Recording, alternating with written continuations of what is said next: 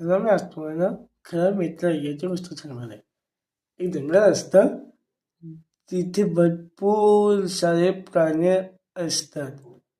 तिथे एक पांढरा शुभ्र ससा पण राहायचा. एक दिवस तो पडला आजारी.